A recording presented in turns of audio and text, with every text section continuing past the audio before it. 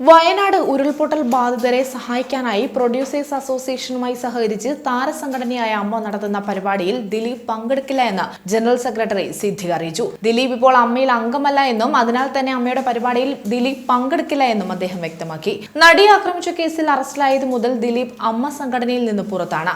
അമ്മയിലെ executive committee അംഗമായ ദിലീപ് 2018 നടിയെ ആക്രമിച്ച കേസിൽ അറസ്റ്റിലാകുന്നത്. നടിയെ ആക്രമിച്ച സംഭവത്തിൽ ദിലീപിനെതിരെ ഗൂഢാലോചന കുറ്റമാണ് ചുമത്തിയിരിക്കുന്നത്. ഈ കേസിലെ 8ാം പ്രതിയായ ദിലീപിനെ അന്വേഷണ സംഘത്തെ അപായപ്പെടുത്താൻ ശ്രമിച്ച കേസിലും പ്രതിയാക്കിയിട്ടുണ്ട്. അതേസമയം പ്രൊഡ്യൂസേഴ്സ് അസോസിയേഷനുമായി സഹകരിച്ച് സ്റ്റേജ് ഷോയാണ് അമ്മ സംഘടിപ്പിക്കാൻ ഒരുങ്ങുന്നത്. ഓഗസ്റ്റ് 20 അങ്കമാലിയിലാണ് സ്റ്റേജ് ഷോ നടത്താൻ ഉദ്ദേശിച്ചിരിക്കുന്നത്. പരിപാടിയിലെ വരുമാനത്തിന്റെ വിഹിതം വയനാട് ദുരിതബാധിതർക്കായി നൽകുമെന്നും വയനാട്ടിലെ ദുരന്തം പശ്ചാത്തലമാക്കി സിനിമ വരരുത് എന്നാണ് ആഗ്രഹമെന്നും സിദ്ദിഖ് പറഞ്ഞു. എല്ലാവരും മറക്കാൻ ആഗ്രഹിക്കുന്ന സംഭവമാണിതെന്നും അത് വീണ്ടും ഓർമ്മയിലേക്ക് വരാതിരിക്കുകയാണ് നല്ലതെന്നും അദ്ദേഹം കൂട്ടിച്ചേർത്തു.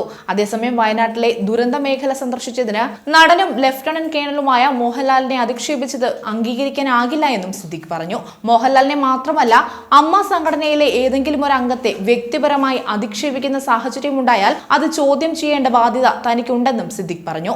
മോഹൻലാൽ ചെയ്ത വലിയ പ്രവൃത്തിയെ അഭിനന്ദിക്കുന്നതിനു പകരം വ്യക്തിപരമായി അദ്ദേഹത്തെ ഒരുപാട് അധിക്ഷേപിക്കുന്നത് കണ്ടപ്പോൾ അദ്ദേഹത്തിന്റെ സഹപ്രവർത്തകൻ എന്ന നിലയിൽ അതേറെ വിഷമമുണ്ടാക്കിയെന്നും സിദ്ദിഖ് മാധ്യമങ്ങളോട് വെളിപ്പെടുത്തി.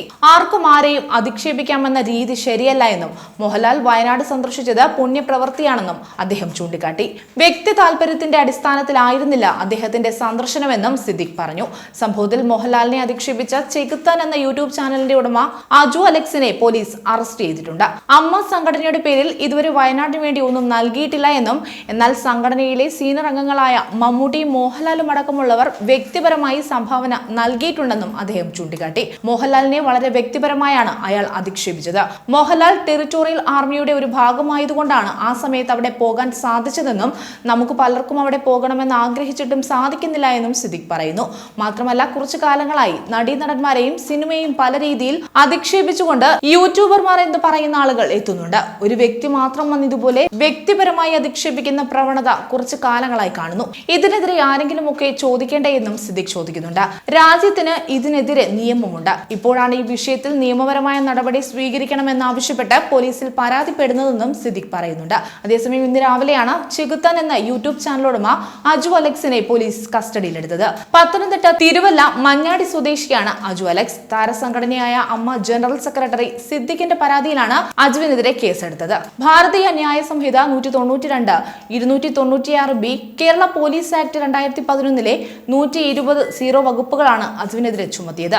അതേസമയം മോഹൻലാൽ വയനാട് പുനരധിവാസത്തിന് 3 കോടി രൂപയും തകർന്ന ചൂരൽമല സ്കൂൾ തന്റെ വിശ്വശാന്തി ഫൗണ്ടേഷൻ പുനർനിർമ്മിക്കുമെന്നും പറഞ്ഞിട്ടുണ്ട്. മമ്മൂട്ടി 25 ലക്ഷം രൂപയാണ് മുഖ്യമന്ത്രിയുടെ ദുരിതാശ്വാസ നിധിയിലേക്ക് സംഭാവന നൽകിയത്.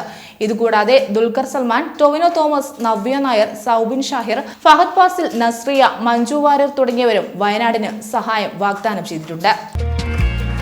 കൂടുതൽ വാർത്തകൾക്കായി B4 Blaze ഫോളോ ചെയ്യൂ, സബ്സ്ക്രൈബ് ചെയ്യൂ.